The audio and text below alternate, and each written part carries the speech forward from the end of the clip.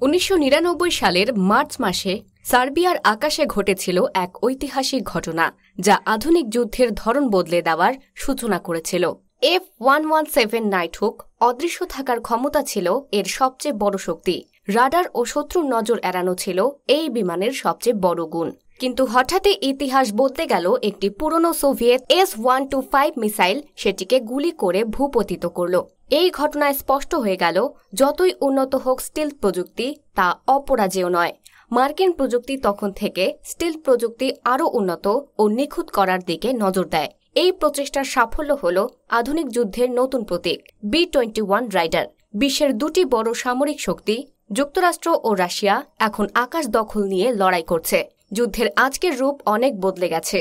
এখন যুদ্ধ জেতার মূল চাবিকাঠি হল অদৃশ্য থেকে নির্ভুল আঘাত। স্টিলথ প্রযুক্তি এমন এক সামরিক কৌশল যা বিমানের আকার, ডিজাইন ও নির্মাণ এমনভাবে করে যে তা শত্রুর রাডারে ধরা পড়ে না, বরং পরিবেশের সঙ্গে মিশে যায়। ফলে শত্রুর পক্ষে বিমানটির অবস্থান খুঁজে পাওয়া খুব কঠিন হয়। এই গোপনীয় প্রতিরোধমূলক ব্যবস্থা নেওয়ার আগেই আঘাত হানার সুযোগ দেয়। 2023 সালের নভেম্বর মাসে মার্কিন যুক্তরাষ্ট্রের আকাশে উড়িয়ে দেয় তাদের নতুন যুদ্ধবিমান B-21 রাইডার। এটি স্টিলথ প্রযুক্তির সর্বোচ্চ উন্নয়নের নিদর্শন।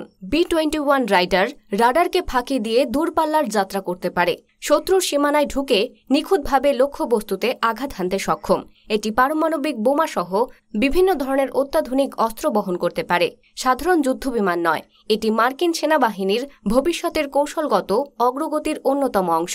অন্যদিকে রাশিয়াও পিছিয়ে নেই, তারা নতুন প্রজন্মের বোমার পাগডা মেসেঞ্জার নিয়ে আসছে।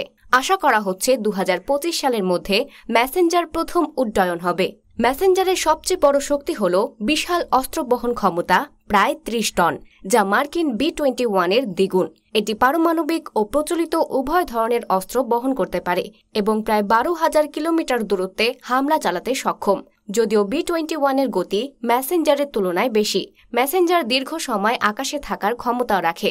যদি বড় মজুদ বহন করে, দীর্ঘ সময় ধরে আকাশ থেকে হামলা চালানোর ক্ষেত্রে বিশেষ কার্যকর। বর্তমানে B-21 রাইডারের পরীক্ষামূলক উড্ডয়ন সফলভাবে সম্পন্ন হয়েছে। মার্কিন বাহিনী 2026 সালের মধ্যে বিমানটি হাতে পাবে বলে আশা করা হচ্ছে। অন্যদিকে মেসেঞ্জার উৎপাদন এবং পরীক্ষামূলক উড্ডয়ন এখনও সম্পন্ন হয়নি। উৎপাদন শুরু হওয়ার সম্ভাবনা রয়েছে 2027 সালের পর। আকাশের দখলদারিত্বের এই প্রতিযোগিতা এখনও চলছে, যেখানে স্টিলথ যুগ থেকে আধুনিক বোমাবাজরা প্রতিদ্বন্দ্বিতা করছে। কোন বিমান শেষ হাসি হাসবে তা ভবিষ্যতই বলে দেবে।